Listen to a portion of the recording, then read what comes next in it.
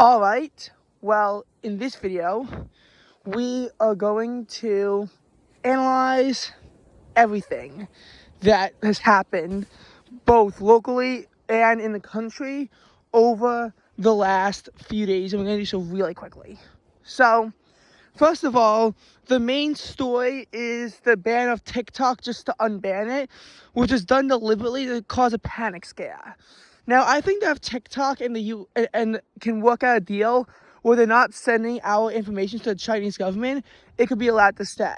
But I was never a huge fan of TikTok in the first place, and the fact that it's being used, as a tool to spy on American citizens is just truly unacceptable. Like, come on. We can't be using TikTok to spy, to let the Chinese government spy on us and give them even more intel than they already need. And if that can't be resolved, then TikTok should absolutely be banned in this country. And not only banned in this country, but banned from all NATO countries. The U.S. needs to be more independent and stop using products that were made in a communist dictatorship that is trying to get as much power over us as possible. And TikTok is a known national security threat, and it is to be treated as such. Now that we got the other end of the room out of our way, NFL playoffs. As someone who was cheering for the Texans, someone who was cheering for the Commanders, and someone who the Eagles won, someone who's an Eagles fan, and someone who does not like the Ravens, I got 3 out of 4 outcomes I wanted. The Chiefs, I do like seeing Taylor Swift on screen. I did see her on screen, and it was nice. But ultimately, I want parity in sports. The Major League Baseball is about to lose all of their parity, as the Dodgers are about to establish the first true dynasty, likely since the 1996 to 2000 Yankees, because no one is doing anything to stop them, which is a lot of people's fault, in my opinion. So I wanted the Texans to win for that reason. The Commanders, I thought, were going to be an easier opponent for my Eagles, though. If they played the way that they played against the Lions, which was really well, they were moving the ball for almost 500 yards. They were forcing turnover after turnover after turnover. And the Eagles played the way that they did against the Rams, which was like crap, especially on offense. And then the Bills, they were in a hard-fought game against the Ravens, which everyone knew it was going to be, and it came down to a dropped 2-point conversion that rivals Aaron Judge as the worst drop pass that we saw in the 2024 playoffs of a sport. Like, seriously, it was that bad. As for the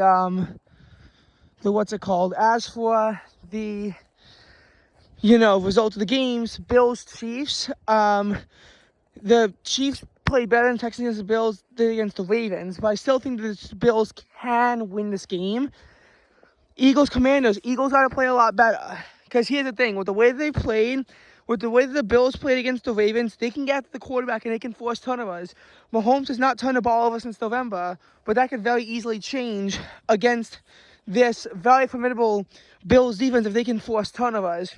On the other hand, though, this could be the game where Mahomes actually has his best game yet, because the Bills' defense, while it can force turnovers, can also be very bad at stopping yards.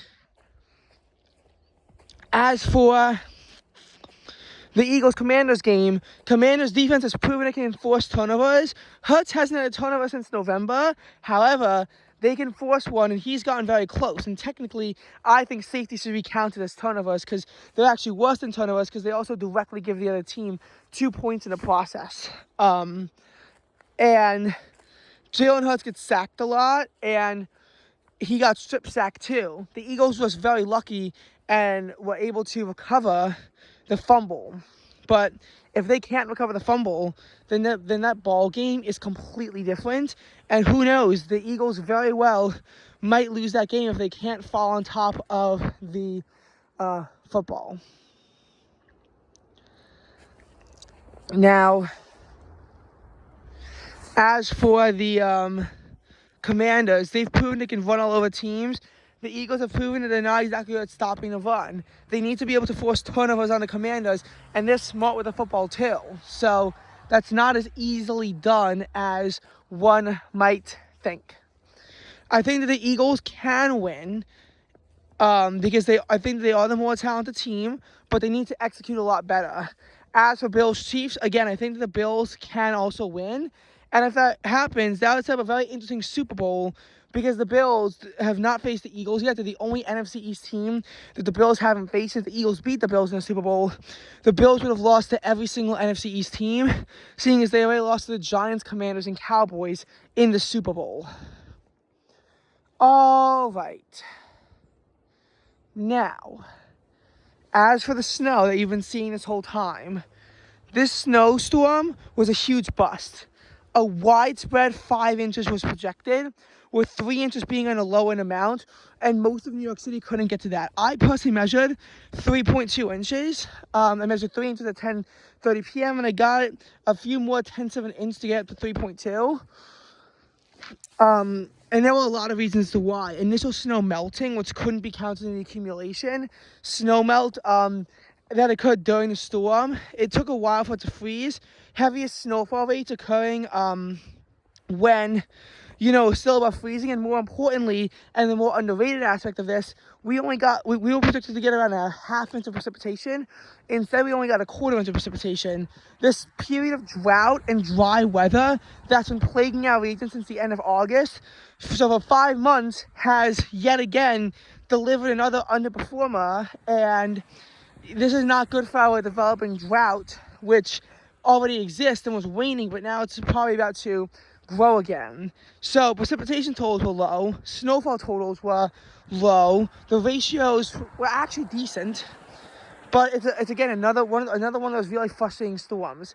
The total accumulations were 1.6 inches at Central Park, so this wasn't even the biggest accumulation of the year for them. 2.2 inches at Kennedy, 2.4 at Newark, 2.3 at Bridgewater. They might have gone 0.2 more today, so that might bring up to 2.5 inches for them. 2.3 inches at Islip, and 3.6 inches at LaGuardia. So LaGuardia was the only site to see real snow.